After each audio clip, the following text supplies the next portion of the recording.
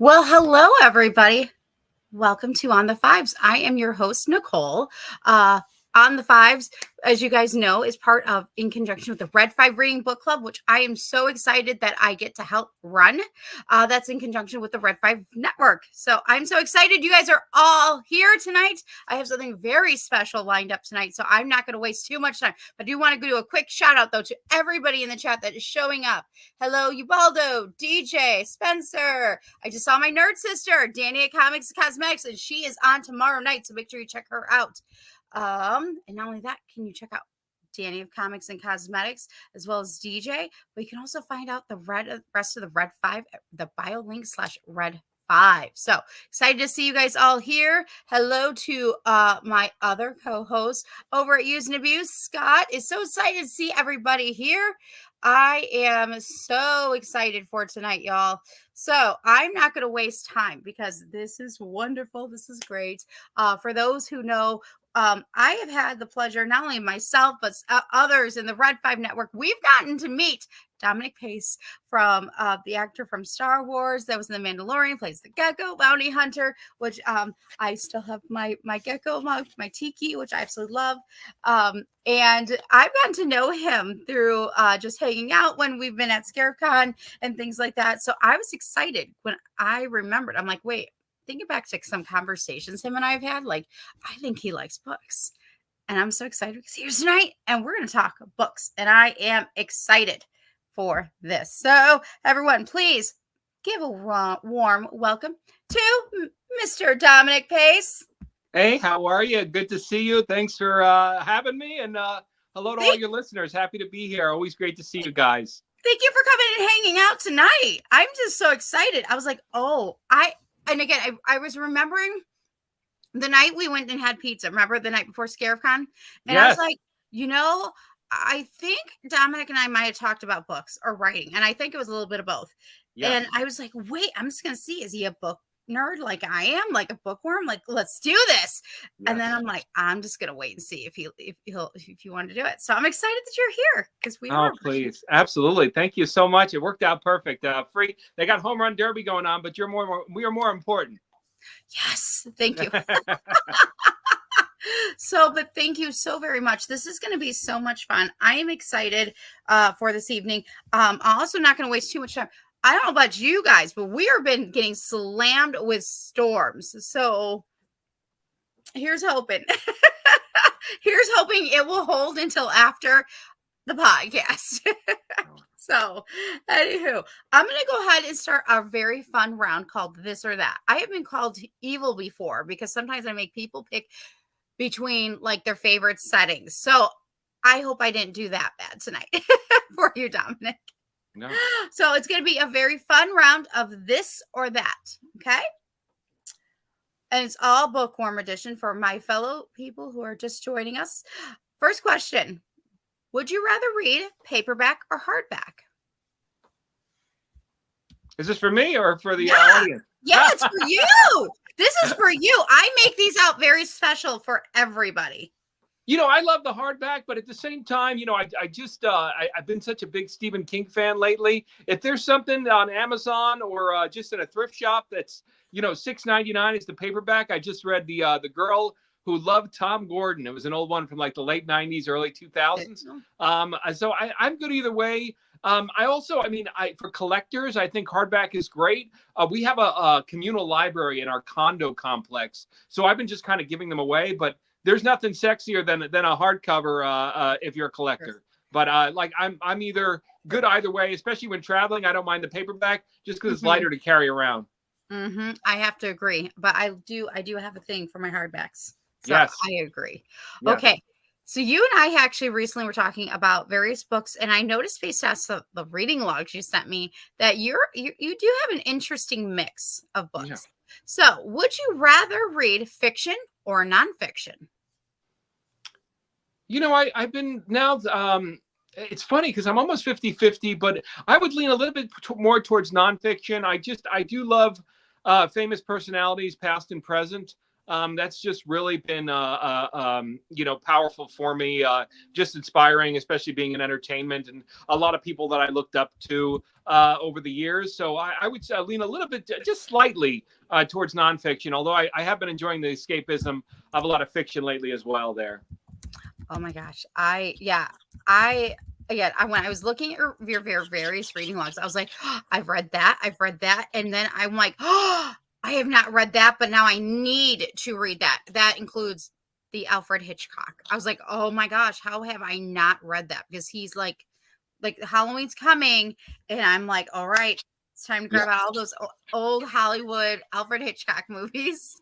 And Nicole, if you can, if you do it the way I did it, every chapter I want to say is about 5 years of his life. And Amazon, thankfully, and Turner Classic Movies, what's really fun is to finish a chapter. And then I'm not saying every film, definitely, well, in the golden era, his golden age, definitely every film.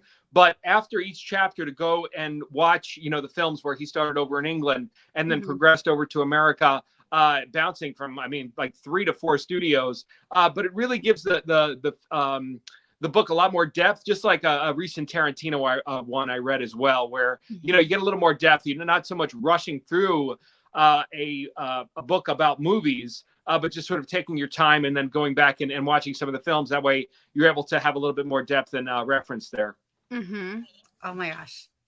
Oh my God. I can nerd out with you all day. Just talking about books and movies. I could do it all day. Okay. So this is always an interesting one to me. Because I love listening to music with while I'm reading my books. So I'm sorry, music while I read my books. I apologize, you guys. I can hear sirens, but it's okay. We're okay. We're good. Would you rather read with music or no music? Do you like the ambiance or just quiet? Oh, I need concentration. Denzel, even with working, it's so funny because I had the privilege of being on set with him for a couple of films, and absolute silence in order to concentrate. And I don't know if that's a great, quality to have. I think people that can multitask and are able to focus even through noise. But I have one of those fans for the white noise to where I need to have complete silence there. So I enjoy that. See, I'm opposite. I love to, like, if I'm doing Star Wars, I want my Star Wars ambiance. I've also created song lists based off of the books that I've read. Like, I will go back and create song lists based off the music that was mentioned. And when I go back to read some of those favorite books, actually, I'll put that music on. It just works out. It's wonderful. Yeah. So that's beautiful. Yeah. My mind just tends to wander a lot, to where I need to have that focus, in order to absorb a little bit more, unfortunately. So, yeah. Okay.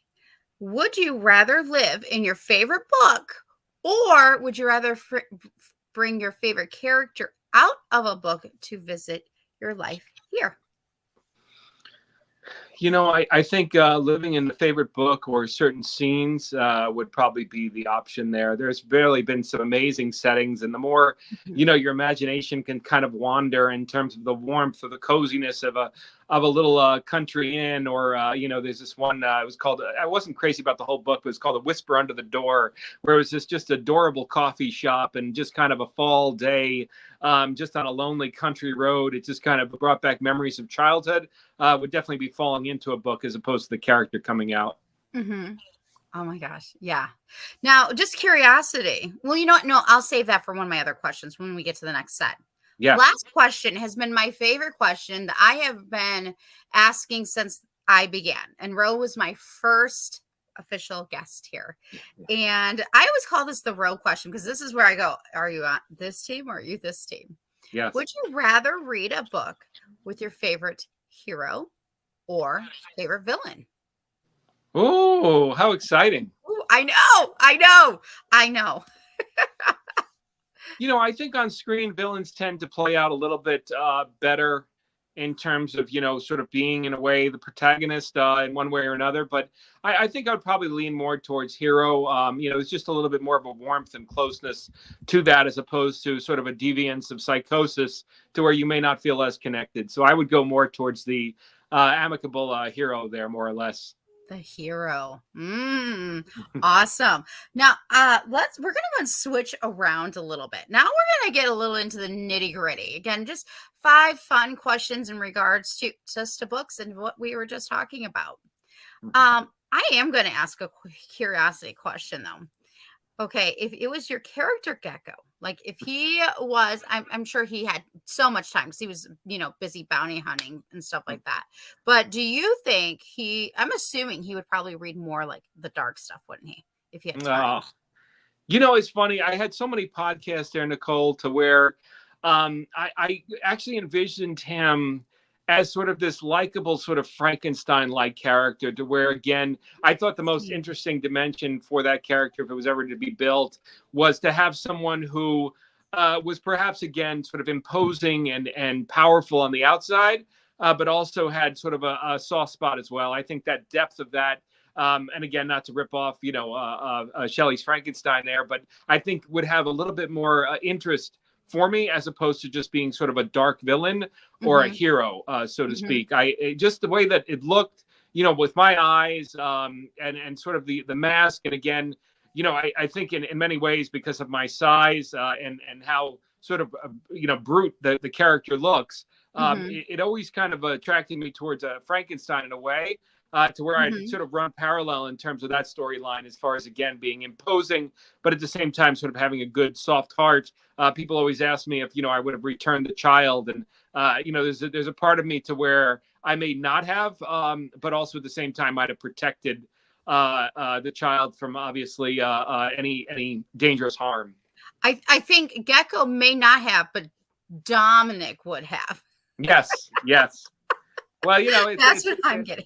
Yes, two of the same in many ways. Yes, two of the same. But I just think it would add more depth. And especially, Star Wars needs that more than ever now, in terms of, something a little bit more with more dimension, as opposed to, again, just straight up brute force villain or hero, Yeah. Okay, so just curiosity, who is one of your favorite book characters and why? Oh, wow. There's something really refreshing about Holden Caulfield. I think, it really sort of is a great sort of a reflection of adolescence for all of us, to where, we aren't all there in terms of our needs and our wants, and sort of scatterbrained in many ways. Also, the way that Salinger sort of wrote it. Even I've just been marveling at Stephen King lately, even though I hate when he gets a little too political, but just certain writers have a way to sort of pop these characters off the page. And for me, just at least recently would be either that character or Jack Kerouac's main character in On the Road, to where it's just kind of on a whim, where you don't know what you're doing tomorrow, but it's just kind of refreshing to see these characters that just kind of, just go where the wind blows, and doesn't put so much weight into their future, but more or less just kind of just goes by the seat of their pants. It just is it's almost carefree. I think that's the reason why we read books. So it's just nice to fall into those two characters, just because they're just kind of careless in certain ways. And, it's things that we obviously can't do in real life. We can't just go and quit our job, or just kind of go and, go down to the city and not know if we're going to ever come back. But that's been kind of the joy for me with Kerouac's On the Road, to where, you just hop in a car and keep hitchhiking, or just drop out of school, that kind of thing. Yeah, we all just kind of wish we could do that once in a while, just drop and go. Yes. Just drop and go. Yeah. Like an escape into a whole nother world. Yeah. All right, so you mentioned you've been reading Stephen King recently. Yes. What has been your recent favorite book read? This really was touching, with the girl who loved Tom Gordon. He just has sort of just his finger on adolescence and childhood, again, how he flushes out these characters. But there was also another one called Billy Summers, to where I believe DiCaprio, we're in for a nice treat. I believe he has that in the pipeline in terms of playing, to where it's a hitman who's just kind of on his last few days. It's almost like Robert Duvall in Falling Down, to where he's just on his last few days. He just wants to get out of it. But it's just one more hit.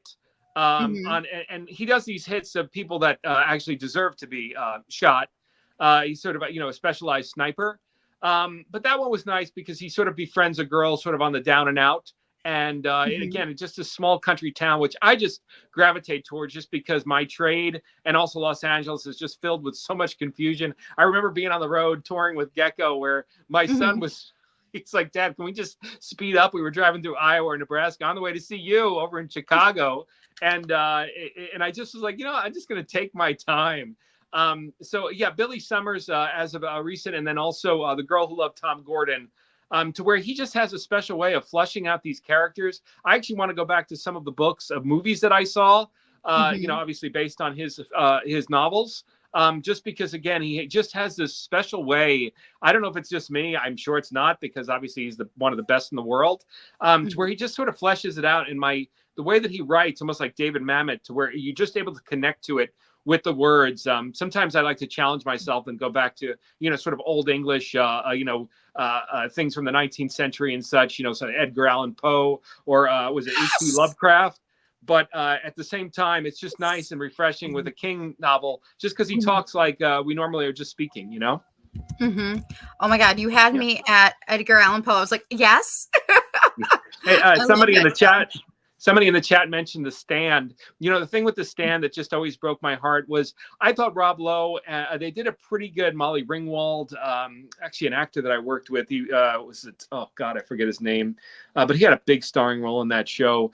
I Mhm. just always would have loved to seen a Peter Jackson level $300 million budget for The Stand Mhm. in two parts, because like you mentioned with Randall Flagg, there was so much depth to that Mhm. through the book, and I felt like both versions of I think it was a TV series and a modern TV series, really didn't do it justice.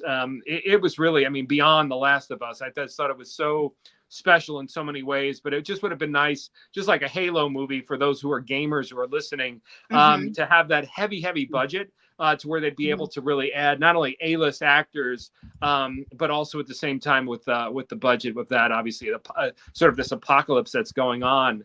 But yes, Randall Flagg for sure, and it's amazing. And I think that's why we keep going more and more, Nicole, to books right now, because we're able to sort of brighten our imagination, where Hollywood, I feel, has sort of lost its touch in many ways, to where a lot of things have become very redundant and repetitive. It's been really special to go back to books more and more now. Oh, I have to agree.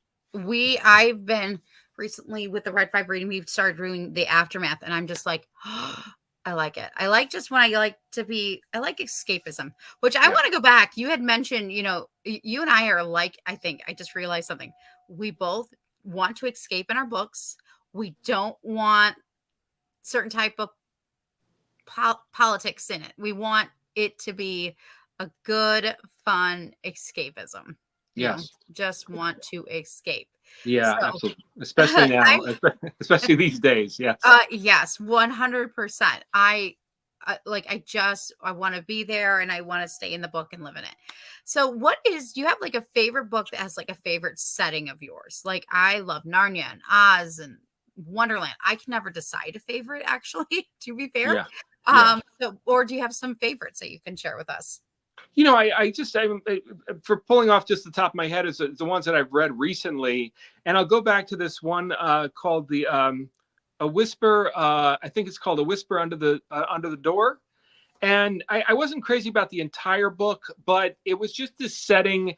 And also now I'll be 49 in September. It was this beautiful sort of question or not so much question, but situation that we all sort of have. And I don't know if we're going to be conscious of it or not, but it's this lawyer who was a workaholic, and he loses his life any given day, right? I mean, any of us can just die. And it was Oh. just a way that they sort of, not only the setting, which was sort of this, I don't want to say purgatory, but just kind of this in-between world, which again was just kind of this nice, beautiful country road and this coffee shop with amazing scones, that Mhm. really just kind of popped out at me. But at the same Mhm. time, the reason the book really stuck to me is the fact that, sometimes it's so sad that we die unexpectedly. Half the time, if it's not, I mean, in cancer, obviously, it's like pick your poison, because cancer, you have all the time in the world to say goodbye. But it was just this interesting sort of point that it brought out in regards to, we don't have we don't have a chance to say goodbye to anyone, or we have things Mhm. we still have to do, and it just kind of just stops. That's it.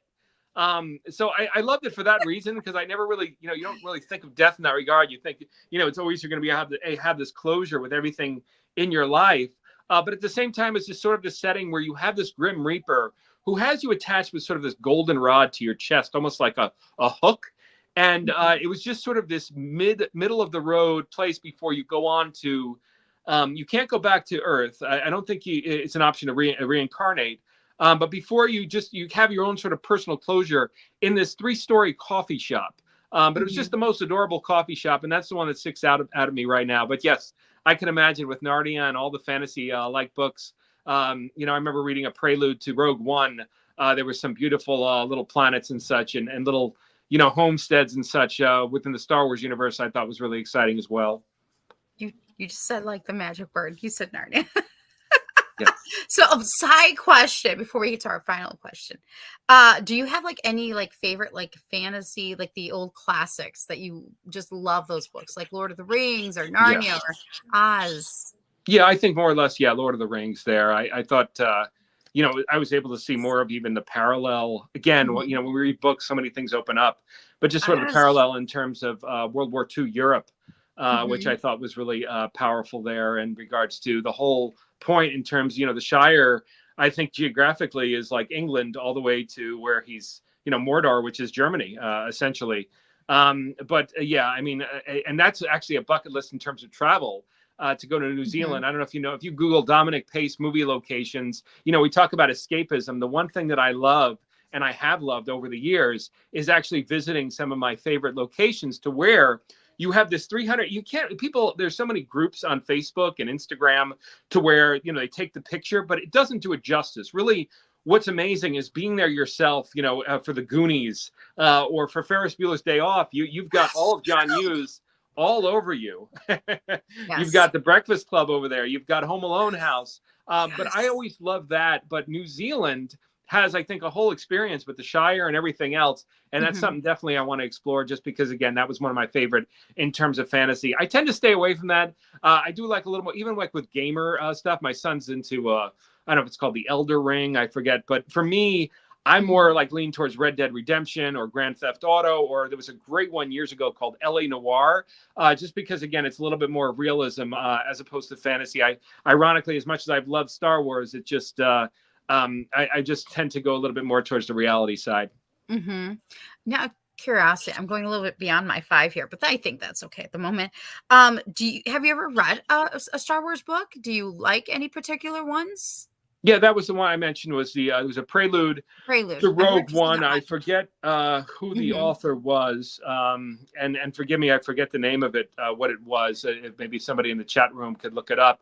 But it was a prelude to Rogue One, which I thought gave a little bit more depth to some of the characters there. And of course, that was probably the only Disney Star Wars film that I just fell in love with. Have you read any of the EU, like the Legends? No, I have not. That more or less was it. I have never extended out to that, but I hear all the cries from the fans right now in terms of wanting Catalyst. That's it. Catalyst. I was just looking it up too. Yes, thank you to everybody in the chat. Yes, that was it. That was great. I mean, that really was amazing. But yeah, I mean, all the cries right now. Some people are a little disappointed with Disney Star Wars of wanting to see some of that EU stuff play out a little bit more, because obviously they're a little disappointed with what has been coming out. But no, I never really explored that again. Just have always sort of stayed more along the line of reality there in terms of fiction and nonfiction. Yeah. All right. So I'm going to ask one more question, and then I'm going to actually get to our chat, because I did ask them if they had any good book related questions they would like to ask. But one final one from me.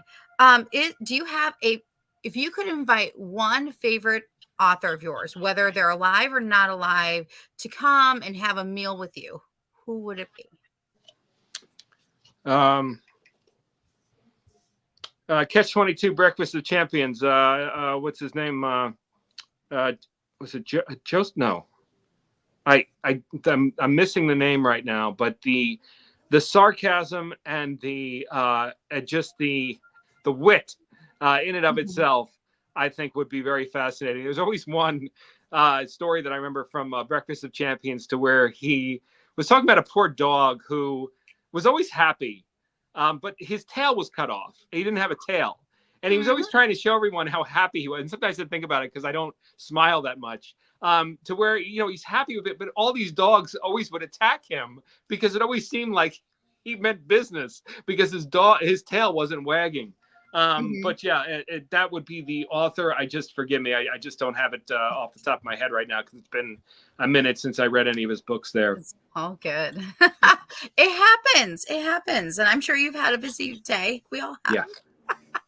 Yes. I'm going to skip into the audience because they have some really good questions. Brett would like to know, who is your favorite antihero? I mean, I don't know so much with books. I think there is something, really refreshing about, the Joker in and of itself, especially, even recently with Hakeem's performance, where you look at it from a different edge or an angle in regards to those who have sort of been done to in life. And as you get older, you sort of realize, where the motivation comes from, where people, sort of come from that anger or that bitterness or frustration. I'm feeling it now as an actor. I put through 30 years and now all of a sudden it's different levels and styles of hiring to where I'm empathizing with myself in terms of being a grumpy old man that why am I, not getting hired for this or for that? We're levels, Dominic. We're not old. We're levels. Yes. Level of cool. I mean, come on. Yoda is the man, so. Yeah. Aren't you? Yeah. No, but I would say more or less it would be, probably the Joker, just to see again that foundation in terms of where you come from and what ends up, transpiring from that. The Punisher. That is good. I've read some really good Joker comics and things like that. All right. Favorite actor, I in terms of biography, I don't know if that's what you mean, Ubaldo, but Robin Williams was extremely fascinating in terms of his life. Right now I'm reading Jackie Gleason, but Robin Williams was just so sort of fascinating. He bounced around a little bit as a kid from Michigan over to San Francisco down to Los Angeles. And, it didn't really have a chance to kind of get his feet on the ground in terms of with friends. I think that type of childhood, and my heart goes out to anyone listening in regards to, if you have to bounce around your parents for work. The father, I don't know if he was in mechanical industry. He must have been just because of Michigan. But yeah, he had to bounce around, but it was just really fascinating to see where, you talk about origin stories of actors is really fascinating. Even Daniel Day-Lewis recently was a fascinating book in regards to some of their motivation or that sort of anti-hero sort of thing where some of them, get involved in sort of alcohol and drugs, etc. Because of maybe, a turbulent childhood, and you're able to explore that through books and such. So, yeah. All right. From Ubaldo to Danny of comics and everything. She asked, do you like vampire books? No, forgive me, but I can't get enough of New Orleans. And if you have not had the pleasure of going, they have this beautiful bar crawl where they have all these urban legends. And there was a tour guide, where you go and it's a bar crawl. And it was all these amazing urban legend stories of the immigration of the French coming over. But at the same time, there were also secret coffins or boxes or crates, etc.